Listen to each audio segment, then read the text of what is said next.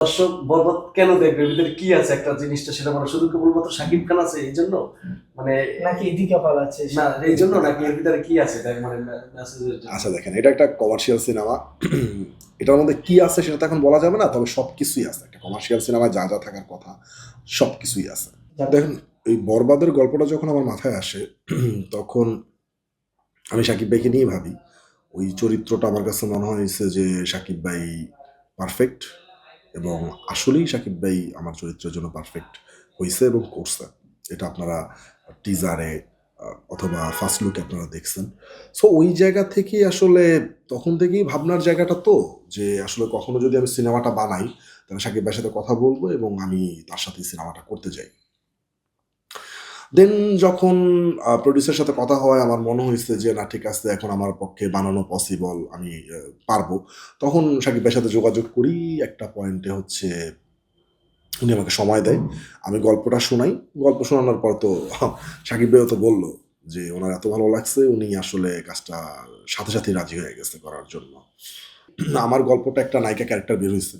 এটা maximum commercial সিনেমায় আমরা দেখি যে একটা নায়িকা থাকে অথবা দুইটা নায়িকা থাকে। তো আমার এখানে নায়িকা ক্যারেক্টারটা যখন বের হয় তখন আসলে আমরা চিন্তা করি যে আসলে কে ভালো করতে পারবে ক্যারেক্টারটা।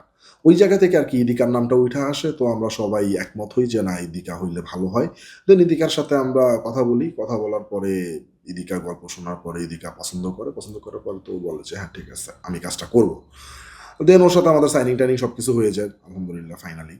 কয়টা দেশের সিনটা হয়েছে, শুটটা হয়েছে, আর দর্শকরা এমন কোনো জায়গায় স্পেস আছে কিনা, বা যেটা দেখলে হঠাৎ বিস্ময় প্রকাশ করবে এরকম কিছু রাখছেন কিনা আপনারা? কিছুটা তো আছেই। যেমন আমরা মুম্বাইতে শ্যুট করছি, পাঁচগামিতে শ্যুট করছি, পুনেতে শ্যুট করছি, বাংলাদেশে শ্যুট করছি, কলকাতায় শ্যুট করছি। সো মোটামুটি অনেক জায়গায় শ্যুট করা হয়েছে। আচ্ছা, কিছু লোকেশন তো থাকবেই, যা লোকেশনের জন্যই বেসিক্যালি আমার মুম্বাইতে শ্যুট করা। টিজারের মতন করে কি আমরা এটাও ধরে নিতে পারি যে সাম্প্রতিক সময়ে যে অবস্থা সিনেমার, রেকর্ড ব্রেক করবে বরবাদ? দেখেন, এটা সম্পূর্ণ আল্লাহর হাতে, অডিয়েন্সের হাতে। এই ব্যাপারে আমরা বলতে পারবো না কিরকম হবে, তবে বাট আশা তো আমরা সবাই রাখি। আলটিমেটলি আমাদের প্রডিউসার, আমরা আমাদের টিমে যারা যারা কাজ করছে সবাই তো চায় যে সিনেমাটা ভালো যাক। ওই আশা আমরা করে আসি, এখন বাকিটা আল্লাহর ইচ্ছা। দেখেন, প্রীতম হাসান ভালো করে আমরা বরাবরই সবাই জানি যে খুব ভালো করে। তো আমার একটা বিশ্বাস ছিল যে উনি এই গানটা খুব ভালো করবে। ওনার সাথে প্রথমে কথা হয়, গল্প নিয়ে কথা হয়। দেন আসলে উনি একবারই গানটা বানায়, আমাদের একবারই গানটা পছন্দ হয়ে যায় এবং আমাদের পছন্দ হয়েছে। এবার দেখলাম যে টিজ ছাড়ার পরে আসলে দর্শকেরও পছন্দ হয়েছে। যেভাবে ফেসবুক, আপনার সোশ্যাল মিডিয়ায় যেভাবে ভাইরাল হয়ে যা গেল, এবং সবাই বলতেছে এই যে আপনি যে কোশ্চেনটা আমাকে করলেন যে মানে বছরের সেরা গান হবে, যদি হয় তাহলে তো আলহামদুলিল্লাহ। এবং আমাদের বিশ্বাস, আশা করি ভালো কিছু হবে। আর শাকিব খান ঈদের আপনার একসঙ্গে বাংলাদেশে সিনেমা প্রচারের জন্য কবে নামবে? এটা আমাদের প্রশ্ন না, সিনেমা প্রেমীদের প্রশ্ন। স্বাভাবিক, এটা প্রশ্ন থাকতেই পারে। এইটা আসলে অবশ্যই নামবে, অবশ্যই প্রমোশন করবে। অলরেডি সাকিব ভাই প্রমোশন শুরু করে দিয়েছে। দেখেন আপনারা, শুরু থেকেই আমরা যখন ফার্স্ট একটা মানে টিজার আসবে, একটা টিজারের টাইম মেনশন করি আমরা ওইখানে 144 সবকিছু সাকিব ভাই শেয়ার দেওয়া, প্রত্যেকটা কন্টেন্ট শেয়ার দেওয়া, এবং যা যা করা লাগে প্রমোশনের জায়গা থেকে অবশ্যই সাকিব ভাই করবে। হারলাইনের প্রোগ্রামে তো দেখলেনই আপনারা, আমরা যেদিন ফার্স্ট লুক দেই। তো এরকম করে ইনশাল্লাহ করে যাবে সে। তবে ঈদের প্রিয়তমা খেয়া তো বাংলাদেশের তরুণ সমাজের কাছে খুবই জনপ্রিয়। সেই প্রিয়তমাকে কবে বাংলাদেশে দেখতে পাচ্ছে সিনেমা প্রেমীরা, না, শাকিব প্রেমীরা? আশা করি খুব শীঘ্রই দেখতে তবে পাবে। ঈদের আগে না পরে কতটুকু সম্ভাবনা আছে একটু?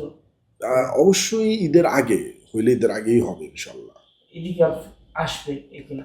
উম, এইটা এখনো বলা যাচ্ছে না, এটা আমরা কয়টা দিন পরে বলতে পারবো আর কি। আনুষ্ঠানিকভাবে সার্টিফিকেশন বোর্ড থেকে কি আপনারা পেয়েছেন, সেন্সর বুক পেয়েছেন নাকি মৌখিকভাবে পেয়েছেন? এরকম একটা কথা ছিল যে এখনো নাকি 5-7টা সিনেমার কথা ঈদে আসা, কিন্তু আনুষ্ঠানিকভাবে কাউকে দেয় না, আমরা তো এখনো জমা দেইনি। আচ্ছা, আমরা তো এখনো জমা দেইনি। ও এখনো জমা দেন না, তাহলে তো ঈদের কি এখানে কোনো যদি আপনার ধোঁয়াশার সৃষ্টি হয় এরকম কিছু, মানে মানুষ কিন্তু একটা আগ্রহের জায়গা থেকে আছে। হ্যাঁ, ধোঁয়াশা তো সৃষ্টি হইতেই পারে। এমন তো না যে এর আগে পরে এরকম ধোঁয়াশা সৃষ্টি হয় না। এই পুরো ব্যাপারটা আমাদের প্রোডাকশন হাউস দেখতেছে। আমাদের যারা প্রযোজক আছে, আপনার কাছ থেকে দেখ আমার সত্যি আমার কাজ নির্মাণটাই করা। আমার কাছে মনে হয়। আপনি যাই বলেন না কেন, আমার কাজ জাস্ট নির্মাণ করা। আমি বিশ্বাস করি আমি নির্মাণ করব। এরপরে হ্যাঁ, আমার একটা দায়িত্ববোধের জায়গা আছে, একদম বললেই হয় না যে আসলে কোনো দায়িত্ববোধের জায়গা নাই। তো আমার নির্মাণের কাজটা আগে শেষ হোক, দেন আমি আসলে প্রোডাকশনটা বুঝাই দিই ওনাদেরকে। তারপরে আমার যতটুকু বলা লাগে, যতটুকু যাওয়া লাগে, যতটুকু করা লাগে, আমি ততটুকু চেষ্টা করব। দর্শকদের উদ্দেশ্যে কিছু। দর্শক, আমরা চেষ্টা করছি একটা ভালো একটা সিনেমা বানানোর জন্য। কতটুকু পারছি সেটা বলতে পারবো না, সেটা আপনাদের উপর। আর আপনারা সিনেমাটা অবশ্যই সিনেমা হলে গিয়ে দেখবেন, বরবাদের পাশে থাকবেন। বরবাদ দেখার পর আপনাদের মতামত জানাবেন কেমন হইল। বাংলা সিনেমার পাশে থাকবেন। দেশ জুড়ে তোলপাড়, ওয়ালটন ফ্রিজ কিনে হতে পারেন মিলেনিয়ার। এছাড়াও রয়েছে লক্ষ লক্ষ টাকার ক্যাশ ভাউচার সহ কোটি টাকার নিশ্চিত উপহার।